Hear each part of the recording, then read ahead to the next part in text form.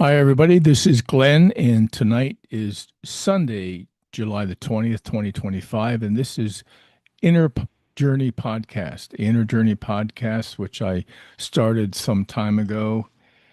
And the reason for doing this again is for me to share my experiences in using the various techniques presented by people like Robert Monroe from the Monroe Institute and William Buhlman, who taught and led classes at the Monroe Institute and studied out of body experiences, out of body travel for a long time, a good part of 40 years. So I am coming back to doing this. I also practiced out of body techniques back in the early 70s, but kind of dropped away from it due to life circumstances. And we all know what that can be. So I'm back into it now here later on in life. And I've been keeping a journal of my experiences, and I've been taking the Journeys Out of the Body workshop, like I said before, with William Buhlman. And trying to manipulate things here so I can see what I'm doing. I have been keeping a journal on all my experiences during the night. I usually get up about 3 o'clock in the morning and I do some affirmations, some breathing exercises, and energizing exercises, chakra work, kind of like Kundalini work to energize the body. And then I do one of the techniques that's presented in William Buhlman's his workshop, the online workshop.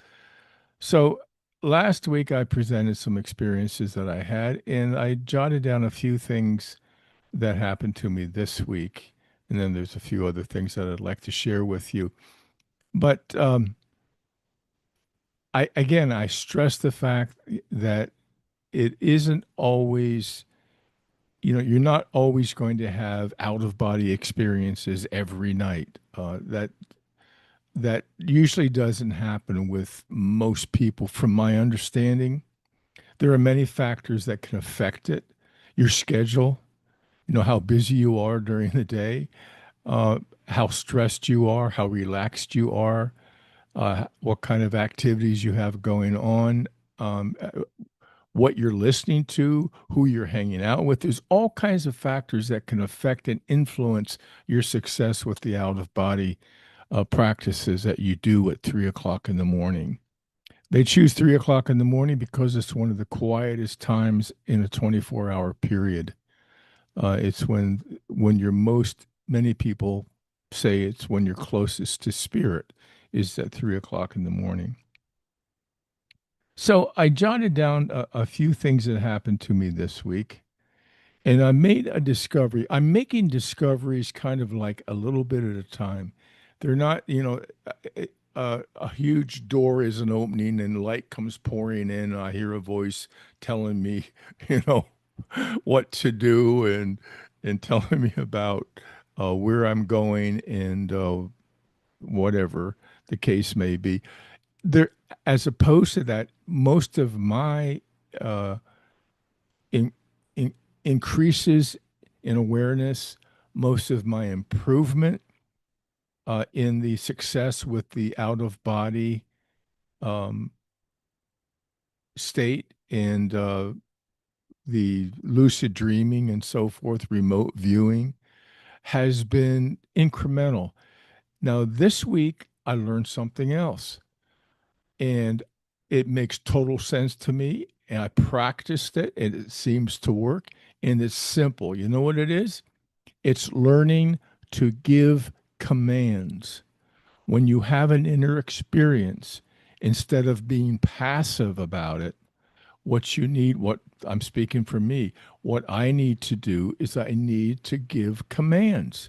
If I'm in a situation where I have a vision, or I find myself in a certain location, I find myself in a certain scene on the inner, instead of just being there and not asking any questions or not challenging it in any way at all, uh, it may it may fade away and you won't even know why it was there. I had a similar experience like that several nights ago. I noticed that in the experience, I went through all the energizing techniques, and I went through the affirmations, and then I entered what I think was the hypnagogic state, which is body asleep, mind awake. And I experienced going from scene to scene. And when I say scene, they're like locations. One was like an Amish farm, since I drive the Amish during the daytime, during the week. One was an Amish farm. Another was somebody else's setting. Another was a third setting, which involved some people. But these are all scenes out of my past that suddenly appeared.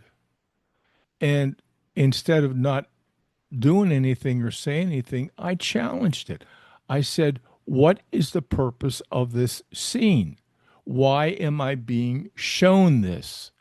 I think those are the words I chose in my mind. Why am I being shown this? And you know what the answer was when it came back to me, and it came back crystal clear.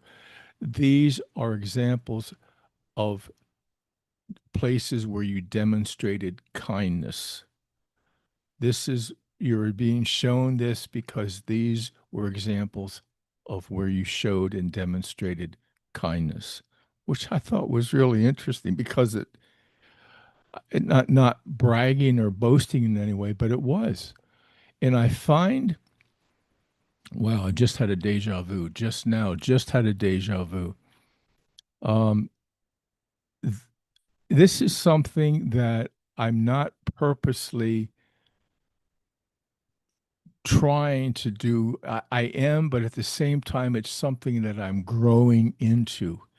It's something that I am attempting to do, but it's also something that I am becoming. I'm learning the fruits of kindness. I'm learning the fruits of patience. I'm learning the fruits of not gossiping about everything and everyone. And that's so common in our culture today. You meet with the good old boys at the local restaurant, and all they're doing is gossiping about other people. And it's something that I'm learning to walk away from in a kind way. But I'm excusing myself from those types of situations. So the scenes were right. I guess they kind of grasped what was happening with me in my inner life, and that is I'm learning to demonstrate kindness. Um, I just smiled because my my wife might disagree with some of that, but the next experience I had the following night, um, this was interesting. It's it's been about a year since my sister passed into spirit. She passed away physically about a year ago. It'd be about a year and a few weeks. And I was thinking about her. I have been thinking about her because I go down to the nursing home where she last stayed when she was in hospice. I go there to visit my other sister, who's in the nursing wing of that facility. And in fact, I walked by and I went back and said hello to the nurses and the attendants that had cared for my sister. And so she was on my mind with a lot of love and a lot of feeling in my heart for her. She was very brave, and just she's a wonderful person. And that following morning at my regular 3 a.m. ritual, I did my affirmations and my induction. And the next thing I notice is a hand, a female hand comes through my field of vision on the inner, not the out, my field of vision. This hand comes through, stretched out towards me. And I reached out in my mind and I held it. And it was my sister. That was that was the distinct, clear impression I got. I didn't see a face. I didn't see a body. I just saw this hand come out. And I think it was my sister. So that was an interesting experience. And there's something else I wanted to share. I was sitting on the front porch. It seems like these experiences are happening more and more frequently, and they're not profound out of body experiences. It seems to be, like I said before, for me, it seems to be happening incrementally. I was sitting on the front porch the other day. I had been weed whacking and doing some outside work, and I was kind of tired. And I sat down in the lounge chair there on the front porch, and I was kind of thinking about, all the people that I have known in my life and all the people that had been in and out of this house, because it's an old house. I live in a house that's 225 years old. Um, it was built in 1802, so a lot of souls have come in and out of this house. So I was kind of thinking about that, and I dozed off. And the next thing I know, I feel the presence of two people in front of me. And the person on the left, as I'm looking out from my body, the person on the left, I didn't see physical bodies. This was a presence that I felt. The person on the left was my sister. The person on the right was my mother. And they were sending a lot of love. They looked much younger, much younger. I mean, my mother she looked pretty good. Dark hair, slender physique, and my sister looked young with her blonde curly hair that she had when she was younger. But they were the only two. And inquired, I asked the question inwardly, where's my father? And the clear, distinct message came through that he's left. He's gone on. He's found other people, another special person. He has moved on in his sojourn through life, and he has basically kind of divorced our family, not in a malicious way, but he's broken ties and he's gone on. And um, it was kind of sad, but at the same time, I understand. And I love my dad. I learned so much from him. And I also learned that my other sister, who passed away in California back in 2022, she also has moved on, and she's with her other family and doesn't really have any attachments to this old farmhouse, which in a way I guess is good because we need to let go of things like that and move on. But it's kind of a nostalgic farewell, a nostalgic goodbye. So that was my experience with being on the front porch with my little experience. I'm going to share something. What I'm describing now is, I think some of it's kind of like remote viewing type of things where I'm seeing things with my inner eyes. I'm feeling things. I'm seeing things through my feeling senses, through knowing, and not necessarily by seeing it with my physical eyes. And it's difficult sometimes to describe that, but those of you who have had experiences doing this would know what I'm talking about. I'd like to share something right now. I'm going to pause this recording and share something with Before I switch over to sharing something with you, there's one other experience I had, and this was most recent. I was again remote viewing. This is when I'm moving along, either kind of like gliding over the landscape or gliding, following a path.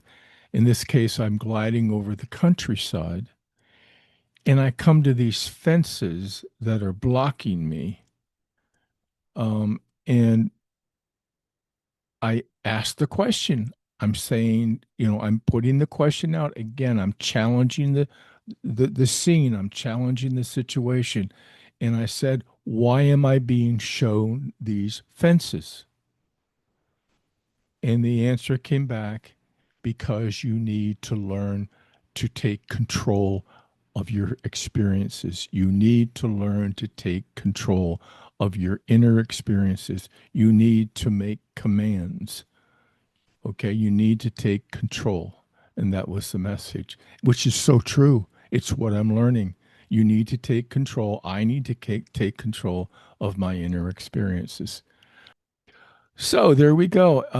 And I'm what I the reason I'm mentioning so much about remote viewing is that's what I seem to be doing right now. This seems to be the most prevalent experience that I'm having right now, is the remote viewing. I have had several out of body, full blown out of body experiences, but right now, as I'm getting back into these studies after quite a few years, it seems as though right now I'm doing the remote viewing, and I would think, and I would hope that eventually that would lead to the full blown out of body experience. So we'll see how that goes. Okay, in the meantime, I want to thank you all for stopping by here at Inner Journey Podcast. And I'll be back again next week with another account of my progress with the Journeys Beyond the Body workshop by William Buhlman. And I thank you for stopping by. This is Glenn Schuyler, and I'll talk to you all real soon. Bye bye.